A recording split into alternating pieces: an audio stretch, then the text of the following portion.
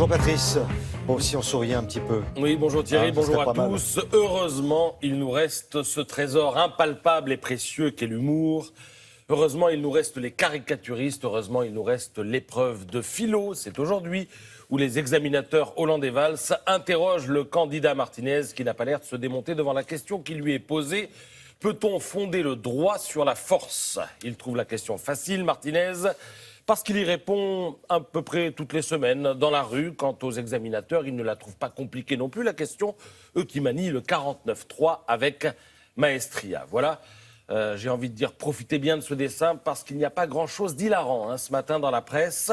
Au menu, ce serait plutôt la soupe à la grimace, le bouillon de la colère et la farandole du ridicule. Alors le ridicule, celui des chiffres tout d'abord, à propos de la manif d'hier, elle a réuni 1 million de personnes selon les syndicats, 80 000 selon la police. Un rapport de 1 à 12. En France, on envoie des satellites dans l'espace, on construit des porte-avions nucléaires, mais on n'est pas capable de savoir combien de personnes manifestent dans la rue.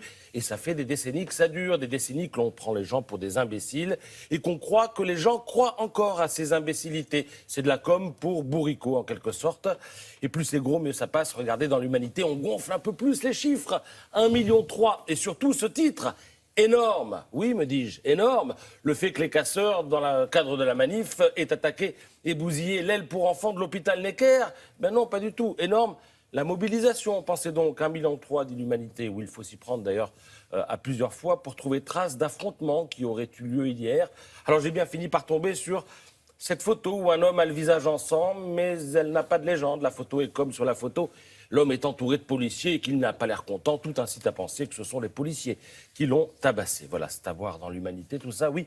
Parce que les policiers, voyez-vous, ça n'est pas fait pour tabasser. Les policiers, c'est fait pour mourir. Pour mourir à domicile, pour mourir à la maison, sous la barbarie islamiste. Jean-Baptiste, Jessica, que dire d'autre? Ils font la une de nombre de journaux ce matin. Et ils inspirent nombre de commentaires. Alors dans Libération, on nous explique que c'est l'avènement de l'international de la terreur. Laurent Geoffrin, l'éditorialiste, explique que la défaite sera dangereuse pour les vainqueurs, dit-il. Au fur et à mesure que l'État islamique perd des positions sur le terrain, eh bien, il intensifie ses appels au meurtre dans les pays qu'il désigne pour cible. Dans le Figaro, vous avez l'avocat Thibault de Montbrial, qui est président du Centre de réflexion sur la sécurité intérieure, qui défend, ça c'est une idée nouvelle et qui va faire parler, la création d'une réserve citoyenne autorisée à porter des armes dans les lieux publics, car, dit-il, il faut se préparer à rendre coup pour coup. Et puis alors, vous avez l'édito d'Yves Tréhard, toujours dans le Figaro, très en colère. Il est bien loin, le temps de Charlie et de l'hypercachère, où les forces de l'ordre étaient saluées, applaudies et célébrées pour leur fier courage.